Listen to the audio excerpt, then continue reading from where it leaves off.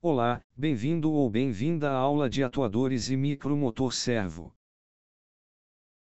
Nessa aula, veremos o que são atuadores, como funciona um micromotor servo e criaremos um projeto no Wiki para aplicar os conhecimentos. O que são atuadores? Um atuador é um componente que utiliza uma fonte de energia para realizar um movimento mecânico. Para fazer isso, ele recebe um sinal de controle de baixa energia. Existem diversos tipos de sinais de controle como pressão de fluido hidráulico, sinal elétrico nosso caso, força humana entre outros. O que é um motor servo? Um motor servo pode ser um atuador rotativo ou um atuador linear. Com ele é possível controlar o ângulo, atuador rotativo, ou posição linear, atuador linear, como também a velocidade e aceleração do mesmo. Ele é formado principalmente por um motor junto a um sensor, denominado encoder. Esse sensor pode indicar o posicionamento, incluindo ângulo, até a velocidade do motor. O sensor é utilizado para verificar se o movimento do motor está funcionando conforme a instrução de um controlador externo, caso não, o movimento é ajustado. O motor microservo SG90 foi escolhido para ser usado como referência de estudo devido à sua grande presença no mercado e pela sua semelhança ao modelo apresentado pelo Wiki. As características deste modelo são as seguintes. Ele é um atuador rotativo. A voltagem de operação é de 4,8 volts. Ele consegue rotacionar apenas em aproximadamente 180 graus. A velocidade de operação é de 0,1 segundo por 60 graus. Seu torque é de 2,5 kg por centímetro. Esse valor de torque significa que o motor consegue puxar um peso suspenso, a 1 cm do centro do eixo de rotação, que pese 2,5 kg. Se o peso suspenso estivesse a 2 cm do centro do eixo de rotação, ele conseguiria puxar 1,25 kg. O micromotor servo SG90 é utilizado assim. O pino com fio vermelho do sensor é chamado de VCC, ele é conectado a uma fonte de energia de 5 volts. Já o pino com fio marrom é chamado de ground. Conectamos a ele o pino terra do microcontrolador, com um potencial elétrico de 0 V, para fechar o circuito. O pino com fio laranja é conectado ao microcontrolador. Ele recebe uma onda de variação de tensão com determinadas propriedades. Dependendo dessas propriedades, o ângulo da rotação do eixo do motor é alterado. Normalmente um pino digital do microcontrolador é conectado à entrada do sensor com fio de cor laranja. Além disso, os pinos configurados como saída digital só conseguem utilizar um potencial elétrico de 0 volts ou 3,3 volts. Para realizar um valor entre isso, precisamos usar um recurso chamado PWM, Pulse Width Modulation.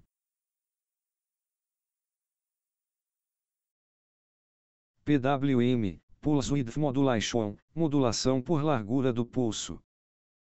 É uma técnica que consiste em simular uma saída de onda analógica através de pulsos elétricos rápidos com valores de níveis lógicos altos e baixos no decorrer do tempo. Antes de continuar, lembraremos de conceitos de ondulatória. Período de uma onda é o tempo exigido para uma onda ser completa. Frequência é o inverso do período. É o número de ondas completas em relação ao tempo. Continuando, para criarmos uma saída analógica com o PWM precisamos definir algumas variáveis, a frequência da onda digital e o duty cycle dela. A frequência já foi explicada. Duty cycle é o tempo em que uma onda digital rápida fica com nível lógico alto dividido pelo período dela. Então, prosseguindo, o motor permite a rotação dentro de um ângulo de 180 graus. Para saber para qual ângulo rotacionar, o motor verifica as características da onda de tensão gerada pelo microcontrolador. Segundo várias documentações, caso o duty cycle, período que a onda fica no nível alto, seja de 1 milissegundo, o motor rotaciona para 0 graus. Caso seja de 1,5 milissegundos, rotaciona para 90 graus, e caso seja 2 milissegundos, rotaciona para 180 graus. Para isso funcionar, a frequência da onda digital precisa ser de 50 Hz, que significa um período de 20 milissegundos. Ao partir para a aplicação, criarei um projeto na plataforma OK para mostrar tanto o circuito elétrico quanto o código utilizado. Então, vou criar o circuito elétrico.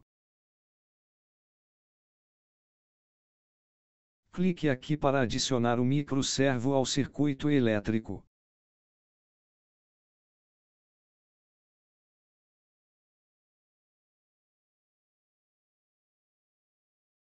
Use a tecla R para rotacionar os elementos.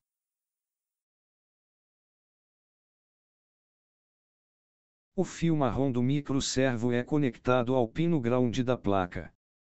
Já o fio vermelho do microservo é conectado ao pino VN da placa. Por fim, o fio laranja do microservo é conectado ao pino digital 33 da placa.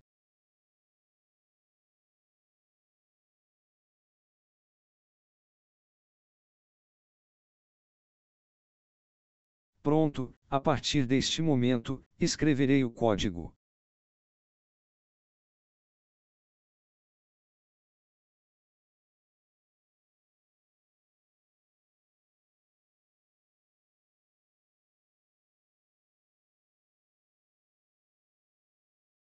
Esta linha importa a classe PIN do módulo Machine para configurar os pinouts como digitais.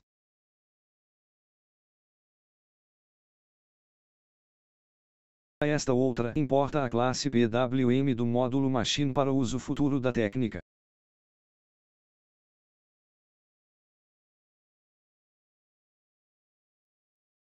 Aqui, importei a função sleep do módulo Time para uso futuro.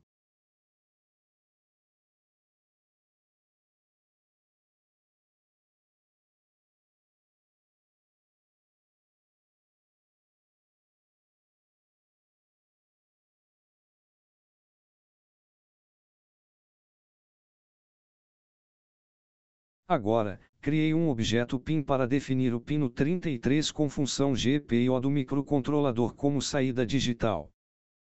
Neste modelo de placa corresponde ao pino digital 33 da placa.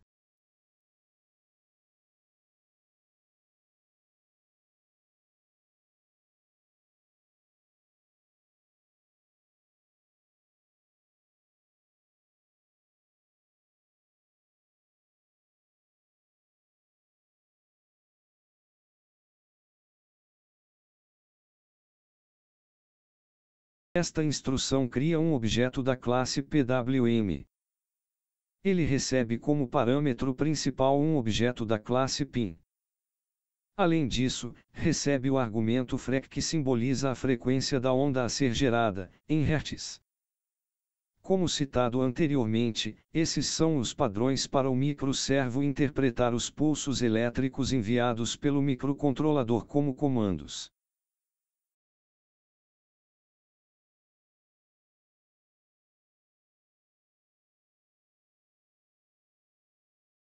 Nessa declaração, enquanto true for igual a verdadeiro, ou seja, sempre, executa as próximas linhas de código infinitamente.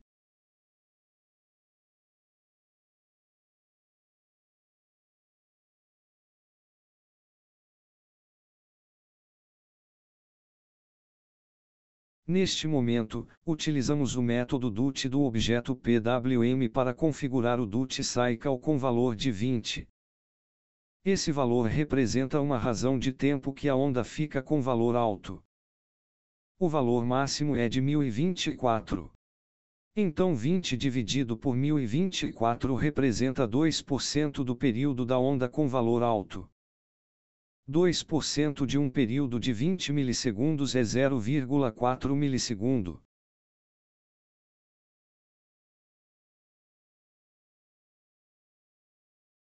Esta linha interrompe a execução do código por um segundo.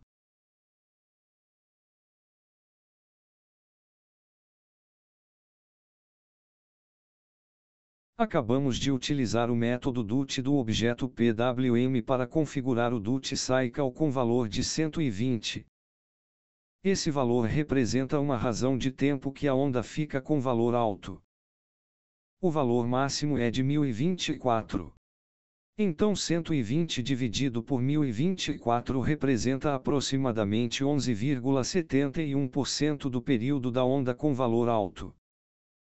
11,71% de um período de 20 milissegundos é próximo de 2,34 milissegundos.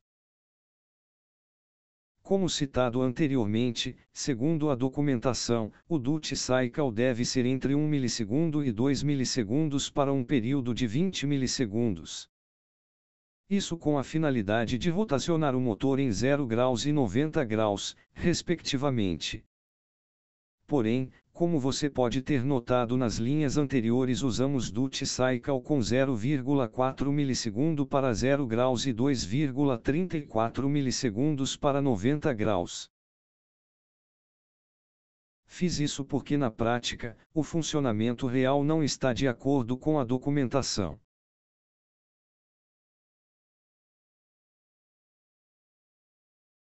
Por fim, neste ponto, interrompemos novamente a execução do código por um segundo.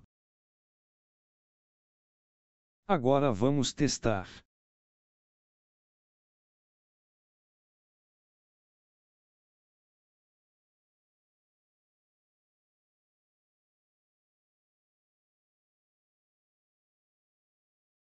O código não funciona, mas ele não está errado. Através de testes, percebemos que este simulador apresenta falhas para executar certos códigos. Por conta disso, um vídeo com o ESP32 real foi criado, em que o mesmo código e o mesmo circuito são utilizados.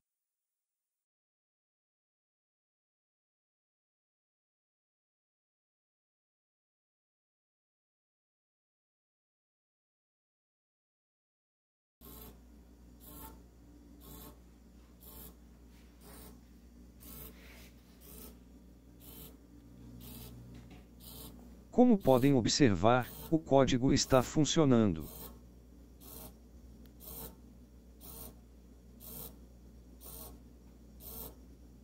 Bem, por enquanto é isso. Até a próxima aula.